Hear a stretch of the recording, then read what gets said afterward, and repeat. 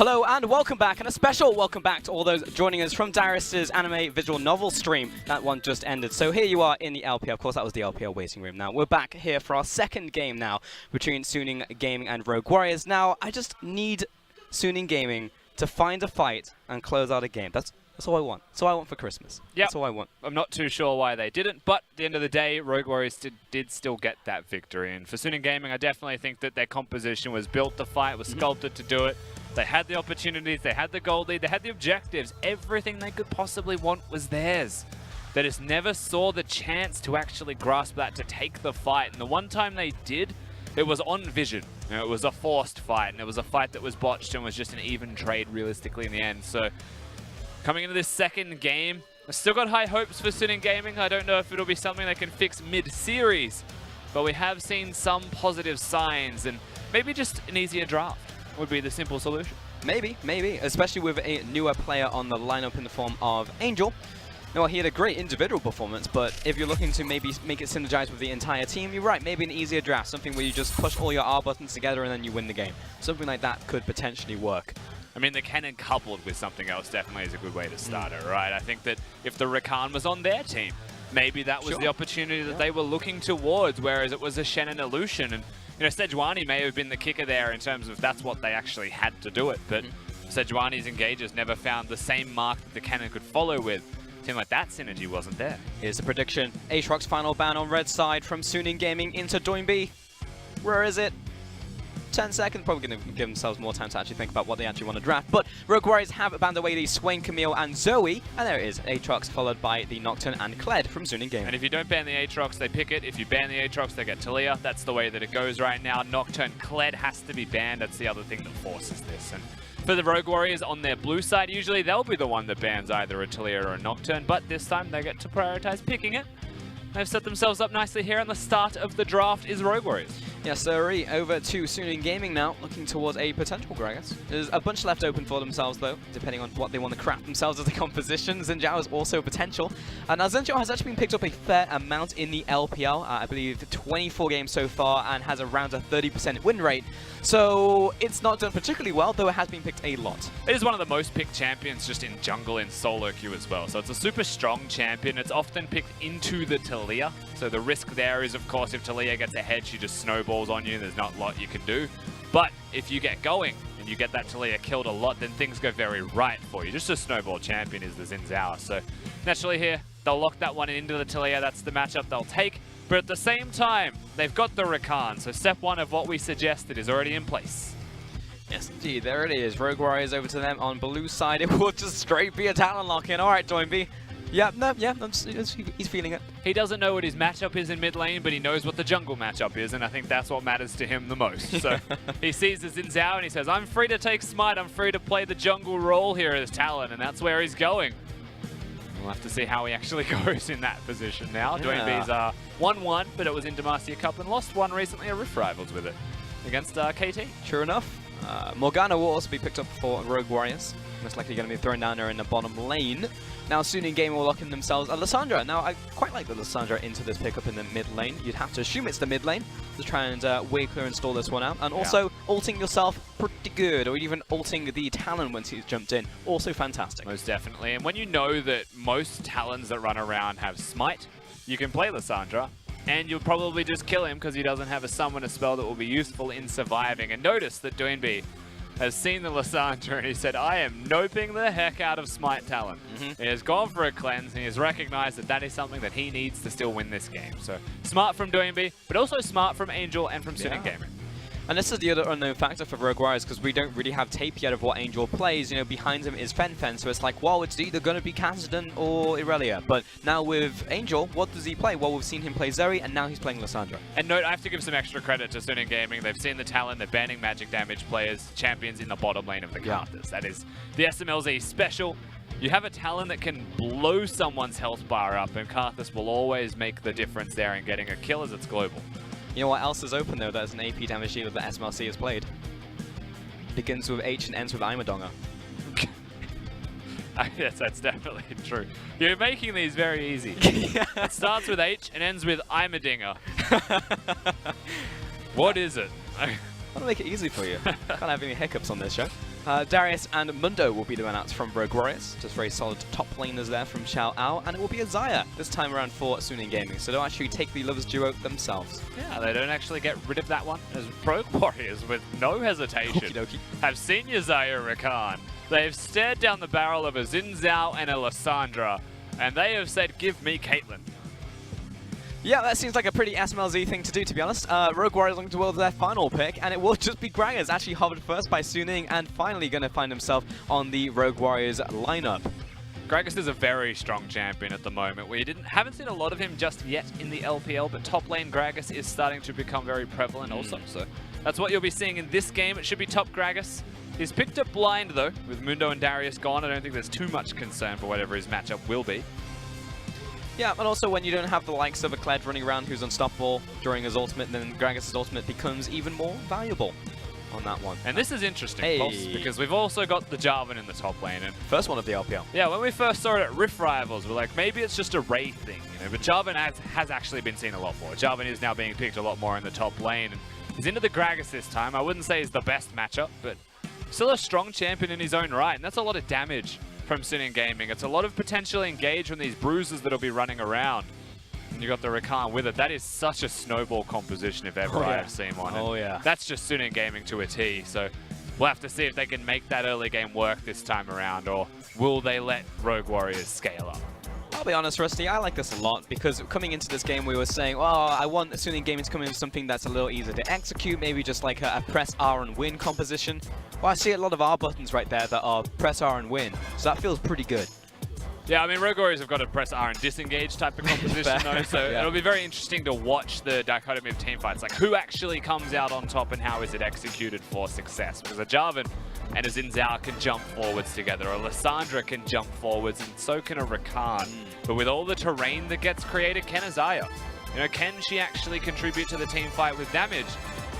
Or Rogue Warriors just be able to stand on the spot and deliver with the Caitlyn Morgana, Gragas to disengage, Talia to cause disarray in the ranks of a team fight. I think both comps are good in very different ways. Yeah, there's definitely ways into this game. There's also a way that this turns into a 3-game set here as well. Also, just the avarice coming in from Rogue Warriors. The fact that, like, second rotation is like, I just got luck in a Talon. I see the Xin Zhao, I don't know what the mid laner is, and wants to go towards the Smite Talon, and then it's just like, oh, Angel plays Lissandra, has to swap towards the Cleanse. It's like, things like this, which is, yes, you can adapt on the fly depending on what gets picked up, but it's not like the final trap card that's been activated at the end of Champions League. It's like, well, I want to play Talon, so I'm going to play Talon. I mean, as much as people want Smite on your mid laners, there's a time and a place for it, and this doesn't feel like the time for doing B. He wants that cleanse as much as he can, otherwise he's not going to have any kind of relevance past level 6 into a Lissandra. Even in the team fighting, if they're able to disengage you very well, and should just get popped. 4v5s do not sound like an ideal situation for Rogue Warriors. But the same thing applies. When you look at Rogue Warriors' roster, Talia does the magic damage in the jungle role, so there is a big reliance on that early game start here. And against Suning Gaming, that's a big gambit. It's a big risk. It is. You also have to forget that think about that Morgana though, because that could be a major disruption to the Lissandra if she's trying to lock someone down. If Lissandra isn't going in and just ulting herself, so it's going to be really nice. Not so much into the Jarvan obviously, because like you can't black shield yourself out of terrain, but for the Rakan as well. You know, there's a lot of things that the black shield can block if SMLZ suddenly gets huge, or your carry becomes a Talon. You know. Yeah, I mean, as this matchup dictates from just the teams and the styles of the teams alone, the early game should be the deciding factor. But game number 1 hasn't been the prime example of that. It was a big blunder from Suning Gaming in mid-game, where they usually are still strong. But definitely comes down to a lot of clutch mechanical plays from individuals, as much as it is positioning, vision, and communication. That Morgana spell shield can ruin everything against Suning. Yeah, definitely something that they have to think about 100%. I do have an update for you guys. Probably just wondering why we're just sat here. But there is a small issue with the lobby, so no personal issue. It's just literally just everyone get out, get back in, and then we'll hopefully start the game once again. So. Every time we get these two players on your screen, it's so funny to watch. It's just the contrast, man. It's night and day. It's heads and tails, man. Yeah. One of them is just happy to be here, and the other one is doing B. Yeah. Oh, sorry, I got it backwards. No, I gotcha. I don't know if anyone saw my helpful SMLZ emotion chart. It shows you exactly what he's feeling in every This is scenario. anticipation. This is yeah, exactly. I think That's it's also on the chart. Yeah, I think it's a muddling of like anticipation and excitement because he got to carry and he's got Caitlyn. Like that's he's happy. No, I know. I feel like a lot of people just look at SMLZ and they just don't understand him as a player. But we've seen hundreds of hours of this guy play, and also similarly a lot of time of this guy playing. So we know the subtle differences. You know when you come home to your dog and your dog's like, "Oh my god, it's a human! I'm so happy." But then you come home to a cat and they're like, "I haven't been fed." Yeah. Like, I feel like that's the emotional differences between Doinby and SMLZ right now. Like it's. That makes sense. Yeah, I feel One's just happy all the time about everything. The other one's just a cat. It's got its self-interest at heart. You don't know what it's feeling because really it's just not feeling anything. But you still love both of them. Yeah, exactly. That's the thing at the end of the day. Hey, that is a good analogy. That's probably like the first clean analogy of the day out of Famous. So good job, Rusty. Might be my entire life. Maybe, that's true. It doesn't stop when we get off air. That's for certain. Come on, guys. I heard that you were just trying to get back into a lobby. Your hands aren't even on the keyboard, Mouse. Mouse is being a DJ right now. Oh. He's listening to his new mixtape. Yep. He's clearly got someone in his ears. And the teams I would believe by this stage are allowed to talk. You can see, of course, a couple of conversations going now. So. Yeah. It's like, why do you have an L in your name? Why is it capitalized? I don't know, man. It's probably a good idea. I've never understood it. Why people have random letters capitalized, and honestly I think the answer is it's an English word and they like the look of the letter, like when it's capitalized more than it is when it's normal. I feel like it's actually that simple. Yeah, maybe. Like again, I'll come back to the Vivid example. Maybe he just likes a big D. Capital D, yeah, 100%. Yeah, no, that makes sense. Yeah. I'm trying to think of a Western player who's like randomly capitalized. I have no idea. Yeah, maybe less. I mean, it used to happen more back when people, did the terrible like Call of Duty like XX. Oh yeah, but that doesn't count. That's no, but I mean like they would capitalize and lowercase some things. Yeah. Also, since I've been named Pulse for such a long time, usually because it's a pretty generic name, it's always taken when I try and make an account for something. Okay. So what I do for most fonts, a capital I looks like a normal L. Oh, so, yes. yeah, I just capitalize the I, and then no one's the wiser. But then they try and add me as a friend, and it's like, wait, why is what? Is it Double Lift that used to have that? Maybe. There was a NA player that had a capital I think it was, instead of an L. Yeah. I think it was Double Lift. I mean, who is called, like, no one's going to take your name if your name is Double Lift. Like, it's like 2 words, man. No, there was one. I think it was him. Maybe. But yeah, there you go. So if you have, a randomly generic name and it happens to contain an L, then capitalize your I's. Boom. But then people try and add you, and it's just like, oh, added the wrong person. That's all a part of the plan. Yeah, that's true. You can have accents above your letters. I mean, that's that guy's fault, right? The guy who stole my name, it's his fault. So now he's just getting inundated with random friend requests. Well, there's a caster from Oceania, Pulse. His name is Spawn. Yeah. You can't add him as a friend because he has an accent on the A. So unless you know what the alt code is, you can't actually add him as a friend. Which one is it? Like a squiggly line? No, it's the... Like an umlaut or what? I don't... What? Huh? An umlaut. What's that? So in German, there's like umlauts, and you like extend the... Is that the eyes? Yeah. Okay, that's a weird name for him. Umlaut. That's eyes. Yep. Double dots. If it's like an O umlaut, I may be getting this wrong, but if it's a O umlaut or an U umlaut, then it's like you just extend the sound. Whereas the, well, maybe the. So, no. You know what? As a tangent, it's very hard to think at the moment because you guys won't know this, but there is a spotlight just having at it with us. It's having a great time. Oh, we've got a wild fish coming over. It's just Is he the jumping sound from earlier? If Fish could stand to the right of our camera and block that spotlight, yes, stop Fish. crying. No, right a little bit. Oh my God. No, your left. Well, now it's just blocked. Exceptional. For you and not me. Yeah. I'm out. Raz, come over here and pick Fish up, then turn him sideways. Actually, this is perfect. Thanks, Fish. Hey, he's done it. And take a picture. Hey, you guys don't know this. Fish is absolutely a good bloke right now. This is life-saving, actually. I'm starting to see spots in my vision from that spotlight. Yeah, you're going to see a bit of flashing. There you go. I'm going to post this on Twitter later so people can see what Fish is doing. What an absolute bro. Cheers, Fish. You can't hold that for long. Nah. Unless you've got like an insane core. Better. Yeah. This has been a weird conversation that you guys won't understand because you've just got players on your screen, but note that we appreciate it. However, if we do pan to wide, then we will actually see, you know, the crazy flashing lights that are just ruining our lives right now. That's true. Speaking of core, Rusty and I tried yoga the other day, actually with fish. That was horrific. My god. That's great. Destroyed me for 3 solid days. Hey, okay, we've got the compositions coming up on our screen. Cheers, Fish. I'll see you later on the analyst test. Thank you very much, sir, for your contribution. And once again, we'll be heading into the second game between Rogue Warriors and Suning Gaming. Currently 1 game up, and it was a smashing first game coming in from Rogue Warriors. See those lights? Those are the ones. Yep. And they were flashing a couple minutes ago in the worst possible way. Anyways, we're getting onto the rift finally. Here we go, ladies and gents. I'm going to hand it over to the audience in Shanghai.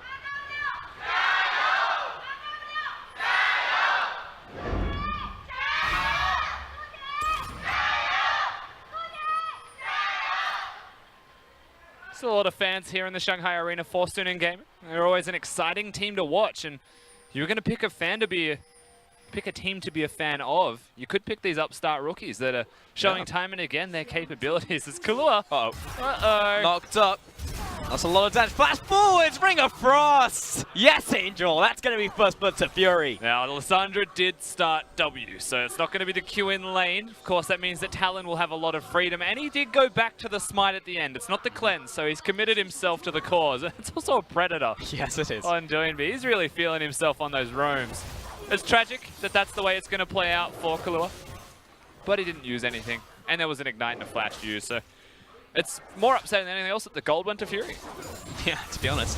He's also not going to go back to base unless he gets his first push, so that's only going to really be felt on his first back and not right now. So, in fact, in a weird way, there is actually an advantage over to Rogue Warriors. Now, often you'll see Talons go towards the Raptors first. Yeah. It is easier to take that camp, and it's quicker to take that camp as well. But because he went to the Wolves and he played it expertly, gets the full camp, and I don't think he actually missed a single minion of experience. He got in range for that last one. So very well done from Doinby. It's a new route for sure. He started Q, didn't start Rake. Yeah, we saw it earlier in the day that they tried to do the Raptors as well, but they lost the first 3 minions. Yes. So that's usually the thing that you'll notice from that. However, oh, we didn't see anything. Hey, 8 to 12. It's fine. He got an assist under his belt. That's going to even it up. Yeah, still 70% for the fan vote. 74% to Rogue Warriors. Of course, that's flipped.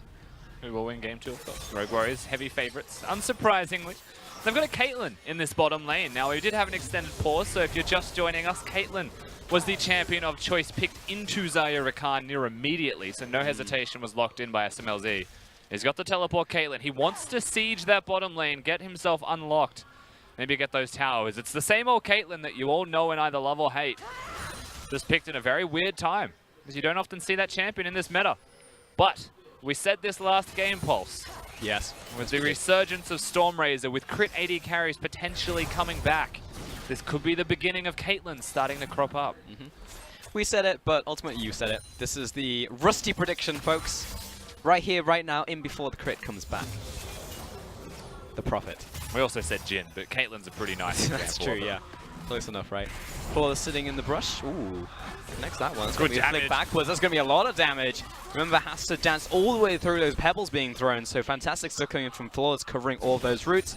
And Yoon, yes, he's got a couple pucks, but that's going to be all of them burnt. And you know, the crazy thing there is that might have been a kill if Flawless waited a half-second longer for the Caitlyn trap to engage. Yep. That would have been the bonus headshot damage, and that could have actually been the kill secured. And I do not fault Flawless for just throwing it out when he had the opportunity. But it's super tragic to note that that may have been the difference.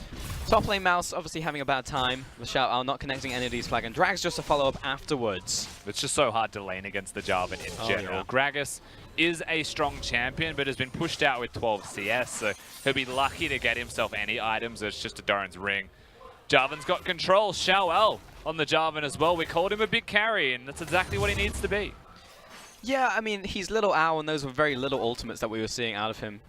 in the last game, unfortunately. And Flawless is on his way to the top lane. Flag drag unstoppable on that one. So Flawless looking for the flick. The teleport was used, so any damage is good. Oh, walking against the wall. Nice side step. Walking back towards this one. Here comes Hacker and the mid lane teleport as well. Angel turns up to the plane. Flawless running away. He's level 3 and he is dead. Hacker finds the kill. And it's a nice idea in theory. SMLZ now in trouble. Kiting back in the bot lane. He's going to take another double dagger to the back of the head and he's ticking down. Will be a flash forward. Fury not going to be enough on this one. Takes a tower shot. SMLZ without a flash. SMLZ has teleport, so he could go back to base right now. He's going to stay around, get those extra minions first, and be as efficient as he possibly can with that recall timing.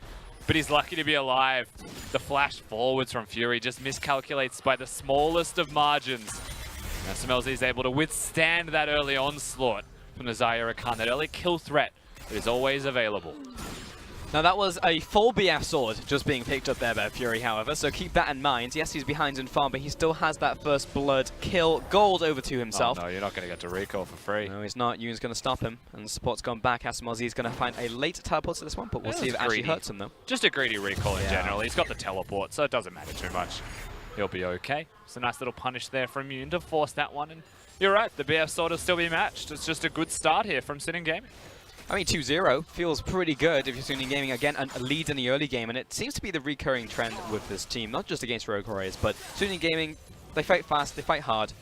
The problem is always going to be closing in the end, but the fact that they're consistently able to find advantages in the early game, especially against a top 4 team in the LPL, is really something to be feared. If they fix Step 2, they will be a top 4, top 5 team. If they fix Step 2 or even just add a Step 3 so they have a late game. I mean, when you contrast a lot of the strong rookie teams that we've had coming into this league, it's JD and Suning Gaming. Came in at the same time. JD started strong, Suning finished strong, and then through every split they have gotten better. But Suning Gaming have always been early in mid game, JD Gaming have always been early in late game, but they both had 2 steps and they both missed the third. The second JD found a third step, they're now 5-1 in the standings. They've beaten RNG and they're looking resoundingly strong. Yeah, very true. Hacker? Well, he's waiting for Kahlua. Go on, you know you want bush control. He's waiting for SMLZ, surely. There's no giving flash. up the bottom side. He's going to jump onto SMLZ. Instant black shield is good, but Hacker going to follow through. What was that damage? That was insane damage coming out of Hacker, and Suning Gaming get themselves the kill. That was no flash on SMLZ. No spell shield's going to save you from the amount of damage they just put down in the physical sense, and you're done. He just came in there with the swiping pike, and he's just dead. Well, all right, cool. That's going to be a kill. It's a Suning. 2 kills now over to the jungler. He's got skirmishes. And I don't know if it was intentional, but Kahlua has 2 points in his binding, 2 points in his black shield. If he had all of his points towards the black shield, may have been enough. Prevented the knockup, could have walked away on the turret. True. Coulda, woulda, shoulda. I forget if he was even level 5 at that time. So it may have just leveled up from the solo experience he was getting in the bot lane, that's for certain. But Hacker, he goes from the bot lane to the mid lane, pushes in the wave, and lets Angel find himself a back. And Flawless in the jungle, I mean, maybe he's out-tempoing Hacker in terms of the farm right here, but in terms of the kills, wow, even gets that one away from Doinby, who jumped over the wall with his smite. Doinby jumps on towards him, pops the ultimate. Hacker says, get the heck away from me. Yeah, all of the bleed went. You know, he's feeling this one. He jumps on towards his red buff, gets the heal out here. He's running away. Break, not going to be quite enough damage. Oh! Finds the blast cone. Here comes Angel on the top lane. Hacker escapes from the play. Hacker's just playing out of his mind. Yeah, Hacker survives 2-0, so no shutdown to be seen for Doinby. And at the same time, unfortunately, for Suning Gaming, he saves Doinby's life whilst getting himself out in that great escape. Great stuff here from Suning Gaming through that early game. Looked a little bit awkward, I will say. It was a bit janky there early. Going back to the red buff just to smite it instead of running away. But then realized that he was on the wrong side of the map. And if you continue to run through the jungle against the Talon, he will find you. That guy's Liam Neeson in the jungle. There are walls everywhere.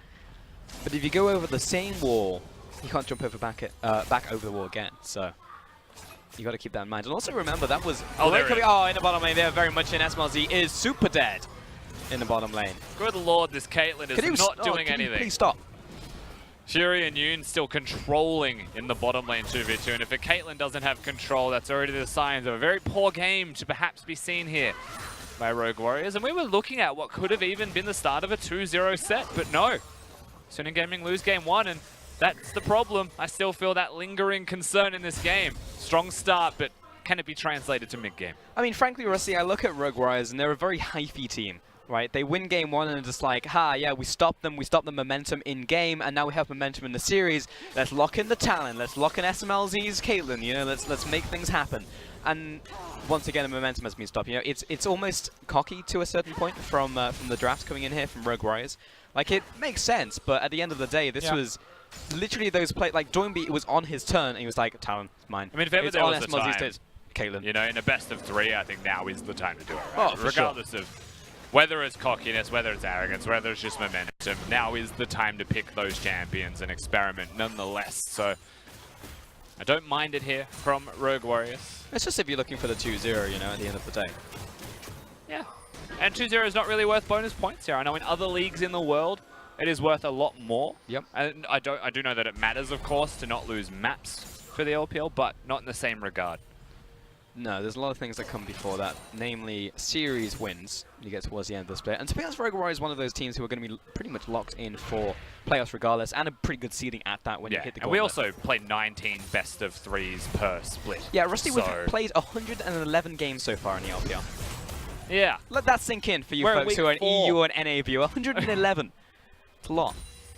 The 4th week of the LPL to have that many games done. That's more than you'll get in a full split if you're an EU or NA. Yeah. And this is week 4, you're right. We've got another 200-something games coming your way. Plus playoffs. Lord have mercy. On everybody in this venue, frankly. Again, another challenge over the Raptors. And I think this time Doinby actually got away with it. Oh, no, he didn't use the smite, so maybe not. Again, bottom lane, jumping in Yoon. He's found SMLZ before the Black Shield once again. He was thinking about moving on to Kahlua. Yeah, defensive Shackles comes in. He's got to do that one, otherwise SMLZ under attack once again. Oh, Doinby walks face first into the tomb. And this will indeed be his as Hacker. Just needs to poke him once more. There you go. Yeah, they'll get the kill. Hacker not going to die either, so definitely is able to survive. Lots of damage to be seen in Rogue Warriors. Losing the bottom lane 2v2, dying in the rotation towards the bottom lane. Everything going wrong. And the gold lead starting to cascade very heavily in Sinner Gaming's favor once again. And this is that moment where you can see it's a QSS done for Doinby. He might have regrets for swapping away from that cleanse. Man, what that looked like was like a razor wire. What's the equivalent of you know, like a crosswire at the feet, but it's like at the neck? What? A crosswire? Like a clothesline, like that type of thing. Oh. Because he just like walked straight in the middle of them and just insta died. I think he just walked into a fridge. I'm sticking to fridge. I mean, to be fair, Lissandra's ultimate is basically a fridge, if you think about it. Yeah. So yeah, there you go. Yeah, thank you for validating that. It's all good. I tried very hard. That was a QSS from Doinby as well. Of course, there's no ultimate from Lissandra, so it's not the worst choice to use it now. There's no real threat in terms of crowd control coming from other lanes, except for Yoon. When you actually look at him, I think there's only 2 engaged tools. It's not going to match the fridge, though, because the fridge is going to come up in, like, I don't know, 15 to 20-something seconds, and Doinby's QSS has a way longer cooldown than that, so... Yeah, I mean, ultimately in mid lane, you're not trying to interact in the lane. It's mispositioning gets you caught by a W, then that's your mistake, but outside of that laning phase, the way that they even killed Doinby was by not interacting with him in lane, but leaving and meeting him where he was going to be. Because that's all a talent does. Yeah, he rushed Mobies and a team out. So again, that is I wonder what he's looking for, right? Yeah. Exactly. Hopefully it will not be the case one more time. But again, that was also a vision play, you know, just having superior vision. Suning Gaming are playing the early games always so well, but it's not just blindness aggression. Blind aggression. You know, it's just the fact that they actually set up these plays in a very cerebral way, which is just impressive on all fronts. It's just like at that point when you're like the 20-25 minute mark, where it's just like they kind of just lose their mind. You know, you want like more of an EDG follow-up where you have a strong early game, but you actually transition it into fights or like, you know, set plays. Fine. This is going to be, I mean, ultimately here for Sinning Gaming, this should be the point where they win. You look at their items that they've completed, they should just dive bottom, they should kill both of them, or they're going to go mid instead. Xiao Owls here doesn't choose to turn this into a Cataclysm. Talon can get out of it. What? Focus down the tower. Here comes the wall right here. 2 versus 3 right now. And there's the Cataclysm. Doinby jumps away, but he's going to get knocked up and slapped back down. Flawless in place. He flashes away on this one, but it lands him against the wall. An Angel wall support. Shout out for the final kill there. Almost gets taken down by the tower. 2 more kills and mid lane to Suning. And Xiao L will barely live. 7-0 in kills. Towers fall. Mountain Dragon belongs to them. 4,000 very quickly creeps up to 10 with how fast they're able to accelerate this game. Looking very good on the side of Sinning Gaming. in this second game so far.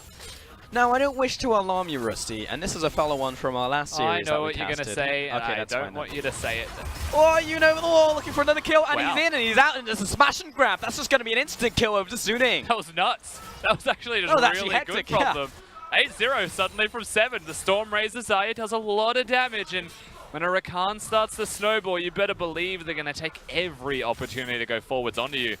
And suddenly, it's even harder for Rogue Warriors to deal with it. They're going to lose their bottom lane outer turret as a Caitlyn composition. It's true. Yeah, it bloody hurts. Yes, it does. Domi clearing out the mid wave, but he's behind a farm against Angel, bottom lane. Yeah, take that. Fury's going to be up in farm again against SMLZ, top lane the same, even though he's been roaming so much. Oh. Yeah, nice. Stormraiser, of course, with Caitlyn traps. That's great. Yeah, turns out.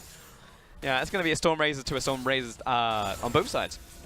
Edge coming in here, but yeah, that is the reason why it hurts and why it works, but unfortunately in the end there, that's Bolomir has firmly gone over to Fury and Yoon, and honestly a lot of it has been Yoon making those plays.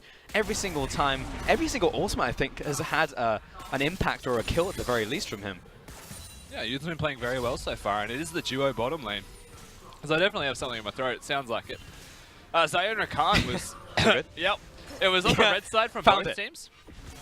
Even from Rogue Warriors in that first game. And it's interesting that through the second draft it wasn't prioritized, it wasn't drafted for or against, it was just picked on red side. And you would imagine that Caitlyn was the response to it, as you can see that minion for just a half of a second spotted the recall. Wow. It was a leap of faith, but it was one that was massively successful. And you know what, even if it failed, Rakan can get to safety. Yep. I've seen many leap of faiths go way worse than that, typically from Malawi players. Hey, in-game reference. But no, it constantly just good from Yoon every single time. However, Doinby on his way to the bot lane. 2 versus everybody. Yoon backing away. Fury with the ultimate. Double flash away, and that was a sick route coming in onto Kaloa. And Suning Gaming, yes, they burn all their summoners, but they're away. Yeah, they're alive and they're hitting the Rift Herald at the same time, so they're able to just completely disengage. Mouse is hyper aware of it, however, on what side of the map they will be, so he won't die on top of all of this. But Rogue Warriors, they've recognized the state of the game. They have said, we are so far behind on this map, all of us except for top laner 0 and 2. So we need to make a play. Even though they don't get the kills, they get the turret. So that's a trade for them. It's not going to be a positive trade in the end, but it is a trade. It is indeed. It's not nothing for nothing, or nothing for something. It's, yeah, top lane managed to pick up this tower. Should be Xiao and Angel picking this one up. Yeah, going to be a good mid laner and give this gold over to Little Owl up there. 300 gold to him. And that was also a Rift Herald going down over to Hacker as well. So he'll be able to open up a lane of his choice. Well, all lanes are currently with 1 tower down if you're looking at Rogue Warriors, so it will be an inner tower. And that's pretty much perfect. Hey, if you're looking for a way to accelerate once again and continue to try and close out this game, if you're Suning, well, you are primed. The gun is locked and loaded, and it has a Shelly inside it. Yeah, they just need to hit it home, place it somewhere. I mean, you've got a lot of time. There's a dragon that's up, so if you wanted to use it as a distraction, place it topside, go for the dragon. Always a possibility. If you wanted to wait until the longest possible point and use it at the last second, you could go towards a Baron power play even potentially and place it on the bottom side of the map. So, ball's in that court. They can do what they want with it. Can indeed. Doinby again moving to top side to get himself a bit more farm, but currently it's just components of a penetration item. He still has kind of the pick and mix in the mid lane, which means that Suning will find themselves a pretty free dragon right here. Yeah, that's the thing that QSS can do to you though, Pulse. When there's a Malzahar, in this case a Lissandra, you don't have cleanse, you have to build a QSS, and that delays so much of your item spikes and your damage output, and it really affects you. If you're playing Talon and you can't one-hit someone, there's no Karthus to hit that home with you in this case, of course, then you really do feel that pain. I mean, Doinby in Champion Select was even thinking about taking the cleanse at the end of the day, which would have freed up that slot and the amount of gold that he had to spend in the first place. You do lose the smite, though, and I feel like losing the smite is losing a lot of the identity of the reason you're picking Talon. So it's a risky thing in the end of the day, but I respect he commits to the smite and builds a QSS naturally. It's just that they lost early game, and it hurts harder when you lose early. I just think the Lissandra pickup was sick coming in from Angel. The fact that A, he can play it, and B, the fact that Doinby picks up second rotation on his Talon, and Angel's like, well, joke's on you, I have Lissandra, right? So Either you take cleanse and you don't have smite, or you build QSS behind in gold and don't snowball in the early game. It was just really nice coming out from Angel. Yeah, definitely. Having champion diversity. Fen wouldn't be playing this Lysandra right now. Absolutely not. He'd be on Caston probably. Yeah, actually, well, I mean, Cassidy's quite good in a talent. Yeah, I know. So, you wouldn't be wrong. I think I just like Lysandra more is all I'm saying. yeah. An 8-0. Tower's gone down now, so no perfect game, unlucky. But we were close to a second Rusty and Button. You're not getting it. Rogue Warriors are not the kind of team to get perfect game. They will throw 5 people at someone that's just, you know, a teamo out of position. True. They will kill that person if all 5 of them have to die for it. They'll throw hands, and if that doesn't work, they'll throw legs. And that doesn't hurt, they'll throw their head as well. They'll just run at you. They'll give me make the something headbutt. happen. They'll Yeah. bite if necessary. It's not even in the rule book. They'll just throw the They'll teeth play in. dirty. That is 100% true of Rogue Warriors. But currently everybody's 0-2. Apart from top lane, Mouse feeling pretty good about life currently, but everybody else 0-2 on the map. And where is Hacker going to use the Herald? That's what we're looking at. Mid lane Ooh, in the not long turret left. is still the easiest one to go towards. You've got the Xayah hard pushing it. Jarvan even disappeared from lane for a time there. So right now they're looking for Doinby. If they can find him in rotation towards perhaps the middle lane, then they win the game. They can place the Herald, they can get a turret for it, and they'll snowball really, really hard. At the moment, I think they're going to do the exact thing that we perhaps even suggested. They're going to wait till the last second, place it late. Doinby. Oh, he's caught out by Yoon once again, goes into the Shadow Sword, but I know exactly where you are, Sunshine. He's going to go down, and Angel will find him. Disrespectful from the Talon here, goes towards the Gromp with no vision of the opposing side, and they have been missing for a long time.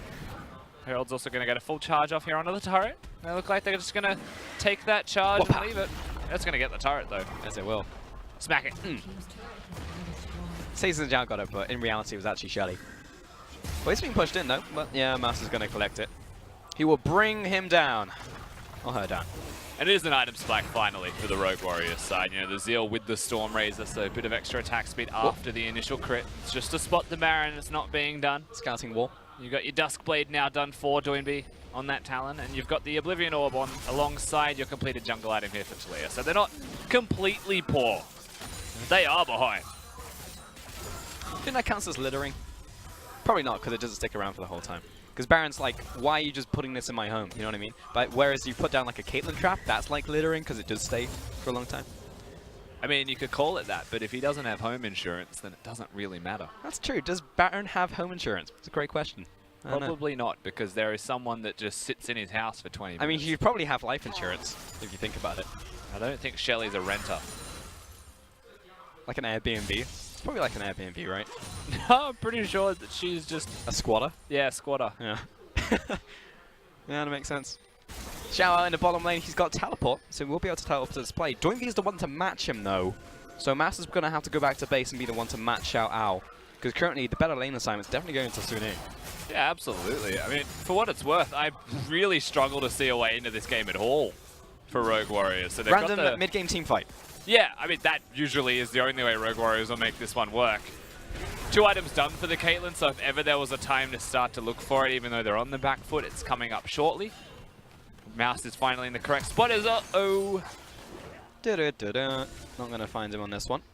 Finds a flash, though. Flawless is one less a flash. Yeah. Ah, got him. You need to stop doing that, SNLZ. He's just getting his damage stats up. Does it count against shields? I guess it does, right? There's Yeah. damage. He's still at risk of dying, and he's probably not going to get a chance to use the ultimate in a fight until the very, very end moment. So, Yeah, Ace in the hole is like one of those things that just feels really sad unless you're stacking AD. I remember the penetration for a little bit, and it was just like, whoa, starts to hurt. But yeah, since there's no execute damage, it's literally just a nuke, and it's just a little bit sad. oh, they haven't cleared the pit. No, they have not. Step number 1. Clear the pit. They got the scuttle. What? There we alright, he's got it. Hey. They no longer have vision, and it is control warded to boot. So Rogue Warriors have bought a bit of time there with that blue trinket, but they have no blue trinkets left. And they have no control wards left. But they've got heart, Rusty. That's what they do have. Now we need to see it in this mid lane. They need Captain Planet more than they need just heart. They need to dig deep in this one. Just It's good from Mouse. Yep. Clear on the backside as well. And Suning just controlling this river really, really well. They've strangled them with vision. There's no blue trinkets up, as you mentioned. Still no control what's been picked up, even though a player went back to base up this time. So the question is, can Rogue Warriors get there? It's going to be done so quickly. Oh. Yeah, this one's gone. Here comes the wall. Jumping over the wall right there. No, staying in the pit, flying and dragging over the wall. And Xiao Ao has found an opponent. It's Doinby, and he doesn't want any of this. Hacker's going to jump away, but he's going to burn out from this one. Stop and drop and roll, not enough for him. But SMLZ caught out. He's dead. Xiao Ao going to town, looking for a third. He's going to be blocked up, but the flashing forwards. Fury finishes off what the Jarvan started. Yeah, you'll take the one kill for Rogue Warriors, but at the end of the day, they lose the Baron, they lose the team fight very comprehensively. All that's left is Doinby, and suddenly they step up, they win, they push forward. Sinner Gaming now threatening the inhibitor, and they should be able to take this one down for free. Very strong stuff here in this second game. Threatening the inhib, maybe threatening more. Death time is now coming up. SMLZ 7 seconds floors the same, and Mouse just behind them, so it will be the inhib and back away. Dormy was seeing if we could find a quick frag on the backside of that onto you. Not going to happen. And that will be a massive play coming in from Suning. Dormy still chasing after, but enhanced recalls. So home safe and dry if you're Suning Gaming, especially the mid laner. Yeah, even the Mountain Drake potentially on the way out is a possibility. I don't know if they'll go straight towards it as Rogue Warriors respawn, but the fight starts, the Baron's already gone, the Gragas cask is already used, and Doinby is completely zoned from assassinating Fury as he jumps away. Xiao Ao sees him jump and says, alright, my time to shine, comes in and smacks everyone repeatedly until they die. That was a lot of damage from Titanic Hydra. So Clue is also very quick to follow here. Flashes used on the back end by Student Gaming simply to follow up and get the kills completed because they were winning the fight without a need for summoner spells. Just well executed. It's literally one kill on one tower. It's pretty much all that Rogue Warriors have to their name. They're 10,000 gold down, 2 dragons, 5 towers, 12 kills. I think Student Gaming are so far ahead. And they're doing step 2, Rusty, it's happening. They're closing. It is. They just need that step 3, and that's late game if it gets to it. Usually they try and circumvent that from happening at all. Win before late game has to happen. On the side of Rogue Warriors, that's all they've really got left for themselves, is that fleeting illusion of can I scale. I mean, realistically, they shouldn't be allowed to. The door has closed, they just need to lock it. And they're trying to find the key. They don't have a Yasuo, so it's difficult. Only Yasuo has a key. Thanks, Paul. So good, Rusty. Jokes I can make of you. Student Gaming pushing in the bottom lane, double control warding that one. Alpha move right there. Ooh, Fury taking a big hit. Here comes the barrel. On towards Hacker, but he's got the ultimate running. Join me on the backside, but oh, he's going to parkour over it. Yes, he is, into 4 members. Angel gunning up the front line, but oh, Student Gaming blast the talent. And Xiao Ao, he's going in. SMLZ jumps away, turns around, Piltover comes through, but Kaloa, he's going to bite it. 3 kills to Suning, and they are looking for this win. Yeah, the game's completely over here for certain. Rogue Warriors, no chance to defend this one. Suning Gaming are taking us to 3. Yes, they are. Suning Gaming, you're an international team. International what? We're going to take you to the 3rd and final game here tonight in Shanghai. And it's a good showing from Suning Gaming, pull sharking us almost in that first game, getting smacked, not having a mid game, and coming into this second one looking super clean, closing it out easy as you'd like. And honestly, Rogue Warriors with no response available for themselves, and this is one of those moments where they pick the Caitlyn, they say we can have an early game, you know, get the siege composition going, get the turrets going. Talon can threaten dives so well once you've got leads and you've got vision control, but honestly, none of that could exist at all. Student Gaming just closed them out. Fury and Yoon played out of their minds. Yes, they did. I mean, that's pretty much everything there, Rusty. That was the whole thing in a nutshell. I mean, Student Gaming, it's very rare. From game 1 to game 2 as a caster, you're just like, all right, well, I want this team to do X, Y, and Z. And then second game, they lose anyway. And it's like, oh, well. But then we went into the second game, and then between those 2 games, they just fixed everything. They did step 2 and they just won. So, I mean, good stuff, Student Gaming. They did it. And it's a hard thing to Black Shield or Rakan engage is the one thing that I can take away from this one. Kahlua, even with awareness that Yoon's looking, couldn't get it done in time. Yeah. It just shows, firstly, that Yoon and Fury are very much willing to make the plays, be super aggressive, but secondly, they were timing it well, they were positioning very well for themselves, and they showed absolute mastery of the Zarya Rakan, and to me, that was the biggest thing. It just ended the game. Yeah, 100%. In that 2 versus 2, no less, as well, from a comfort pick coming out of SMLZ. So, coming into the 3rd game, I want to see more come out of Rogue Warriors. For now, though, we're going to send it back to the Gallant's desk.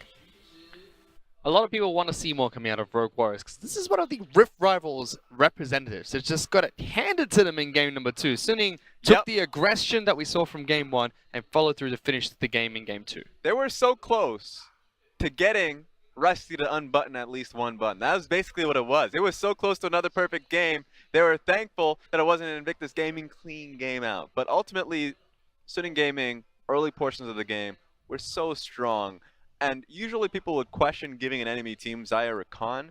Most of the time it's through the frame of view of funneling the Xayah, but it was in the bottom side of the map together going up against the Caitlyn Morgana. I mean, that was strange to me because yes, we saw Caitlyn Morgana being a popular pick during the latter half of Spring Split and was popular to be picked into Xayah Rakan. Now, it wasn't necessarily a counter pick. Teams figured out how to work around it, but it was a matchup that was at least stable in the bottom lane. Yes. A lot of things have changed moving to Summer Split. And yes, Caitlyn got some slight buffs and Storm Raiders looks good on her, but Suning were able to punish this. Yeah, Caitlyn's a fragile champion. A lot of AD carries are. The reason she's going into this lane, the reason why it's different, she has to go the shield, Doran's shield. And even still, this matchup is so damn difficult, not even taking into the account that she received a lot of visitors with Hacker. This was fantastic though, catching out Morgana, so they saw the backing of the Morg. It wasn't even a leap of faith. They saw the Caitlyn walk away, but they saw Morgana just sitting there channeling back. So an easy kill for them. It was just Fury taking full control of the laning with laning phase with you and with a little bit of help with Hacker. Yeah, we saw Hacker move into that bottom lane very early on. Great mechanical play on Sinjan to make sure he picks up the first kill for them and then just got the ball rolling. We saw initiation after initiation coming out from Yoon's Rakan. He played incredible. Wouldn't be surprised if he gets handed man of the match later on. Actually, yes, he gets handed man of the match as I'm being told. There we have it.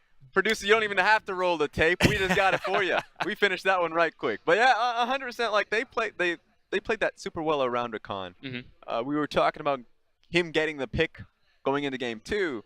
It was just a surprise that the combination, the duo went through. And one thing to make a note of, a lot of people will be asking the question of why is Caitlyn getting picked anyways. She received 2 buffs, 1 direct, so she actually has her crit scaling up off her headshot procs to 50% to 100%. That's pretty nice. Also, Storm Razors, on top of that, once you just have rapid fire cannon, you get the full 200% damage. So it's very gimmicky, just means you're really headshot reliant. And that's what SMLZ was aiming for. You're not going to get that when you're getting slammed in lane. And it's theoretically a good pick at the moment. Like, even at Rift Rivals, we were thinking about how this is the non-hotfix patch. We're starting to see champions like Varus being played. So the question was, okay, since now we're on the hotfix patch coming back, we should see him played more. Caitlyn was another one of those picks, and we actually saw it being played by Suning. The problem with Caitlyn is that she's not really relying on her utility, it's her damage. The fact that she has her range, so she's going to take a long time to scale up. A lot of the crit AD carries currently are just being played, specifically the Xayah, because she has great utility around her kit. Her core kit's strong, so she can get to that point.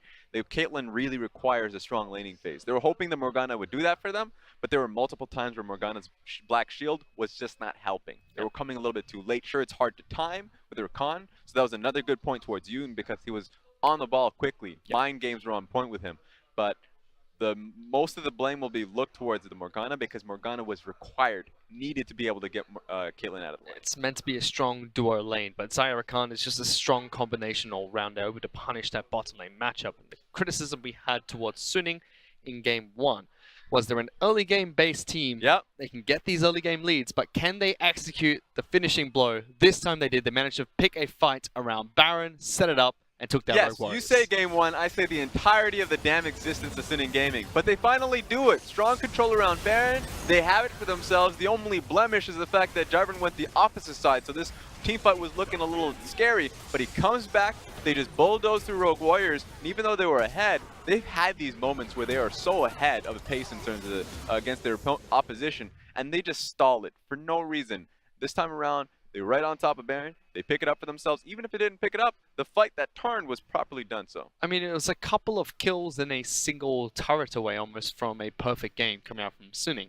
This is really good for them moving into cross-conference because when we went into Rift Rivals, Suning was sitting at 3-3. Very similar to position to what they were during Spring Split, where they were just hovering between 3rd and 4th place. And if you remember going to cross-conference and then finally playoffs, Jinno were able to sneak past them and steal that playoff spot. So to see that now they're bringing in a new mid laner, better quality of matches. We saw the early game being phenomenal in game 1, but not able to execute in the finish. Now game 2 being near perfect. This is good signs of life coming out from Suning. Yeah, a lot of great things are happening there. Not only is Rogue Warriors in the opposite side, so they don't even have to worry about them beefing up the top side of the Eastern Conference. BLG, who got traded over, are doing remarkably poorly. I love the combination. I'm just going to use those combinations of word more often. Remarkably poorly, BLG. So they're on the bottom side of the Eastern Conference, which means that Suning Gaming has a better chance of hitting the top 4, along with just playing well. Yeah, they need to continue picking up as much points as they possibly can during cross-conference because they look like a playoff-based team, and a good step for them would be to able to take down Rogue Warriors. We're going to go into a remarkably poor break. We'll be back with game number 3 in just a bit. 枢纽队员不会为遗憾找借口，必须变强，必须进步。